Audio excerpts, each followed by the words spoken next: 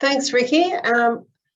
This afternoon, I'd just like to take the opportunity to provide a bit of a progress report on where we're up to with establishing demonstration sites. We've talked a bit about that in our newsletters, and I thought it'd be a good opportunity today to provide you with that update. And the purpose of this, of course, is to increase the visibility of the Feral Pig Action Plan with land managers on the ground, because it's all very well having a plan. It's about now what we can do to implement it and work with everybody to do that.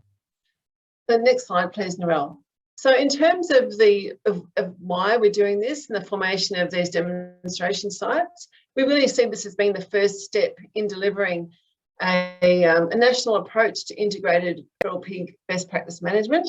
And we're wanting to show, of course, the benefits of working together and how you apply those management strategies, building on the effectiveness of those strategies, and ensuring, of course, that we can monitor and evaluate what is going on. So actually becoming more enriched with power, with the power of data and information, because of course, if we can't measure it, we've got a problem, because we can't actually get any better in terms of continuous improvement. So that's really what we're wanting to do here, and really saying here that there's groups of land managers out there, and recognising, of course, this is the case, that have invaluable experience in pest management in their regions. And of course, some areas differ so much that the same way and the same approaches can't be applied across the country in the same way. So it's really having that flexibility, but understanding about how we can do this better and actually make sure that we can target that in particular regions. So in terms of the key goals of demonstration sites, there are a number of them, and there are a number of those listed on this slide. We're really wanting to use these demonstration sites to demonstrate the outcomes and key learnings from management strategies on the ground, and the monitoring methods that are being used, where they are being used, and how they're being applied.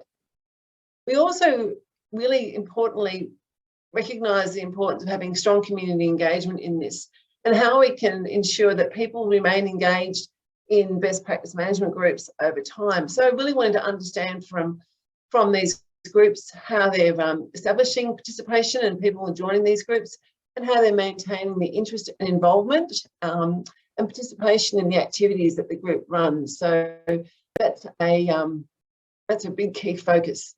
And of course, there's also opportunities here to trial different management and monitoring strategies to help with continuing improvement in this space.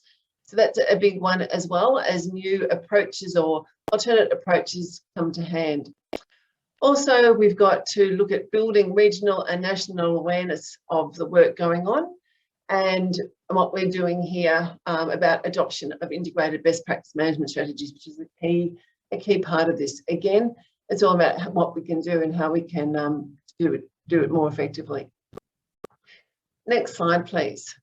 So I am pleased to advise that we have had formal acceptance from the 6 management groups that were selected by the implementation committee to become demonstration sites. So I'm looking forward very much, both Noel and I are looking forward very much to working with these groups moving forward. And we do have our first meeting with these groups this coming Wednesday in a virtual way, of course, because of the way things are at the moment. But we have 3 Queensland groups, and just going around the map, we've got the first one being in Carpentaria Land Council Aboriginal Corporation. We have the Western Cape Turtle Threat Abatement Alliance and the Catchment to Coral Program on the Eastern Cape. We have the Whitsunday Regional Management Program involving a number of local governments in that region working together. We have the Western Riverina Pest Program, a program that is facilitated through Riverina Local Land Services, but involving many other stakeholders, including Western and Murray Local Land Services. There's the Kangaroo Island Feral Pig Eradication Program, and this, of course, is a great demonstration of the work that is being done to try to eradicate feral pigs from Kangaroo Island and the techniques that are being used there. We also have the Midwest Feral Pig Demonstration Site in Western Australia, which is a group of 3 recognised biosecurity groups supported by DPIRD in WA, and of course all of their other delivery partners in the work going on there as well. So each of these groups was selected based on differences in their bioregions, the range of assets that are being protected, how they're engaging with the communities, how they're collecting data and using that information. And also, of course, there's all the different types of stakeholders that are involved in these groups across the board. And so there are learnings from each of them that we'll be able to share and build upon as we move forward. Yeah, so we've got it on ready. So in terms of the next phase of this, as I mentioned, we are working with them, we're meeting with them on Wednesday. And we'll be discussing during that meeting in terms of the purpose of the demonstration sites, using this as a way, of course, of a meet and greet. So there'll be opportunities here to meet other facilitators and to help with sharing the snapshots of each program. So this is an initial meeting. Of course, there's much information to share moving forward, but we're really just wanting to start with, understanding what these groups are, and and this is where we can start to build these networks amongst our stakeholders. So wanting to understand a bit more about the areas that are under management, the outcomes at the moment that are being achieved, what they're doing, as I mentioned already, in terms of engaging land managers and other stakeholders, because it's also here not only the coordination of land managers, it's also the coordination of other stakeholders who are involved in these programs, which is really key as well. So how are they all working together, and how we can build and enhance that too. Understanding, again, the information and data that's being captured, recorded and used, and also understanding and appreciating the key challenges that these groups are dealing with, the issues and other opportunities moving forward. Next slide, please, Narelle. So in terms of the other expected outcomes from these demonstration sites, again, a lot of this is all focused on promotion of the adoption of humane integrated pest practice management. So we are looking here, of course, to ensure that these groups are applying consistently the animal welfare codes of practice and standard operating procedures, and we'll be working with the groups around that and other resources that are required to help support land managers to do that.